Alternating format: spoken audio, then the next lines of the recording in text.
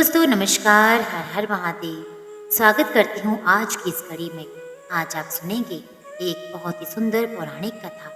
एक भक्त द्वारा शिव की निंदा से जुड़ी है ये कथा।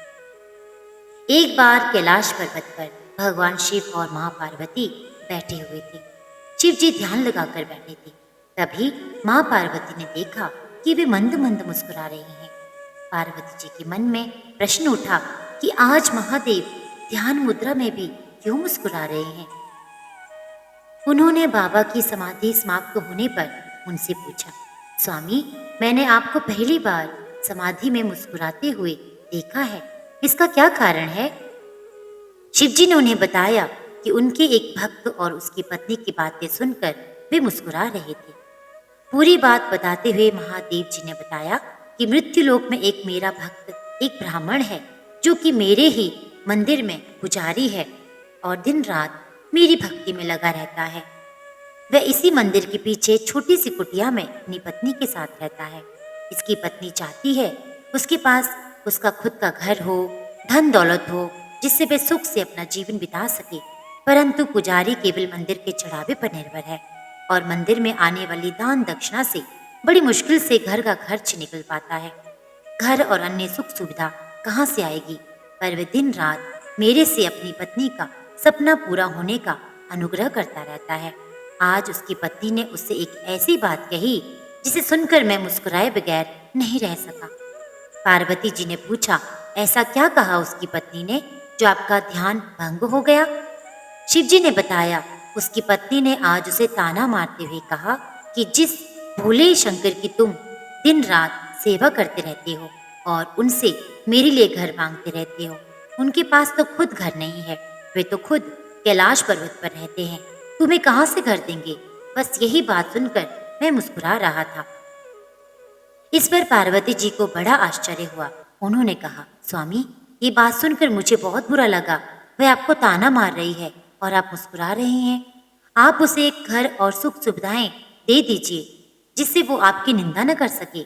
इस पर शिव जी ने कहा, पार्वती, ये मेरे वश में नहीं है। ये सभी प्राणी तो मृत्यु लोक में रहते हैं, अपने पिछले जन्म के साथ ही इस जन्म के कर्मों का फल भोग रहे हैं और जैसे ही इनके कर्मों का फल इन्हें मिल जाता है, उन्हें सभी प्रकार के सुख मिलना शुरू हो जाते हैं और अंत में वे मुक्ति पा जाते हैं।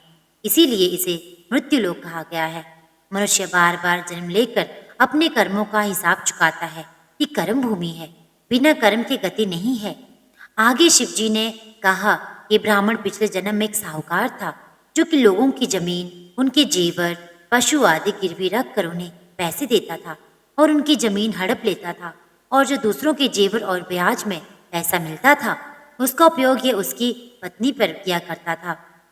इसी कारण आज इस जन्म में इसे घर नहीं मिल सकता और इसकी पत्नी जिसने उन वस्तुओं का उपयोग किया वह भी इसके साथ वह कर्म फल भोग रही है।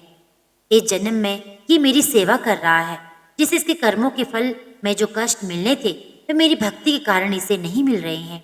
इसका जीवन शांति से कट रहा है, पर जब तक इसके कर्मों का हिसाब पूरा नहीं होता इसे घर और अन्य सुविधाएं नहीं मिल सकती। यही विधि का विधान है।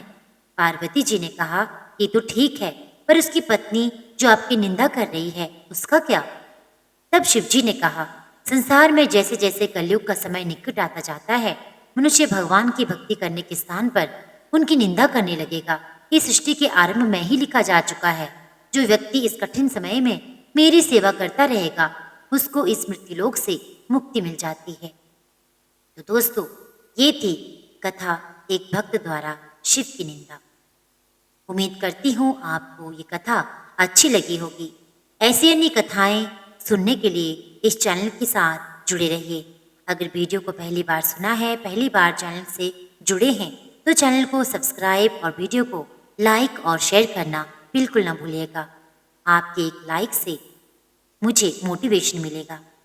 साथ ही साथ कमेंट करना भी बिल्कुल ना भूलें कि ये कथा और कहानियाँ आपको कैसी लगती हैं। आपका दिन शुभ हो। हर हर महादेव।